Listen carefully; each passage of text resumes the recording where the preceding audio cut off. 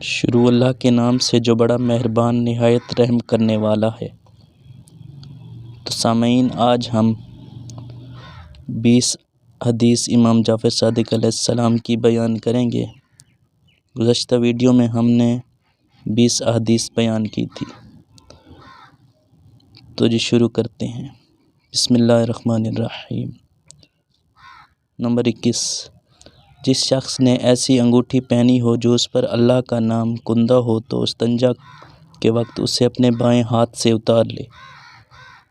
Number 22، جب تم آئینہ دیکھو تو یہ دعا پڑھو، یعنی خدا کا شکر ہے کہ مجھے پیدا کیا اور میری خلقت کو اچھا بنایا، میری صورت بنائی اسے اچھا بنایا، اور میرے چہرے کو دوسروں کے عیوب اور برائیوں سے بچایا اور مجھے اسلام سے عزت دی۔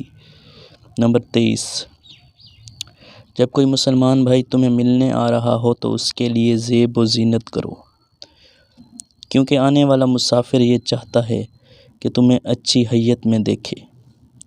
نمبر 24، ہر ماہ میں 3 روزے، پہلی جمعرات، آخری جمعرات اور درمیانی بدھ، اور ہر ماہ شعبان کے روزے رکھنے سے دل کا وسوسہ اور سینے کا غصہ دور ہوتا ہے۔ نمبر 25، ٹھنڈے پانی سے استنجا کرنے سے بواسیر کا خاتمہ ہوتا ہے۔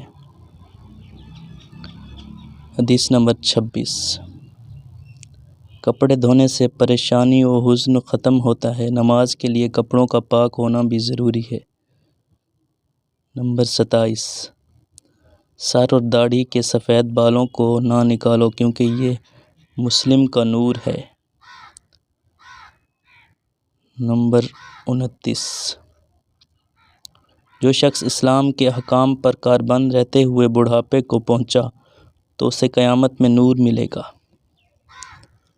نمبر 29، حالت جنابت میں مسلمان کو نہیں سونا چاہیے۔ نمبر 30، مسلمان کو ہمیشہ باوضو ہو کر سونا چاہیے، اور اگر پانی نہ ملے یا پانی استعمال نہ کرنا چاہیے تو تیمم کر کے سو جائے، کیونکہ نیند میں مومن کی روح اللہ کے حضور پیش ہوتی ہے۔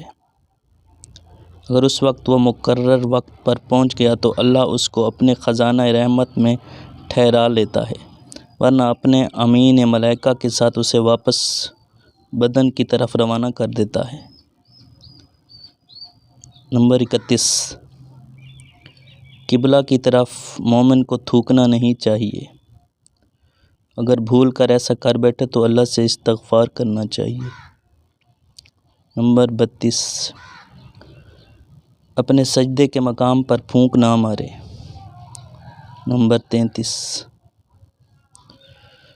اپنے کھانے اور پینے کی اشیاء کو پھونکوں سے ٹھنڈا نہ کرے۔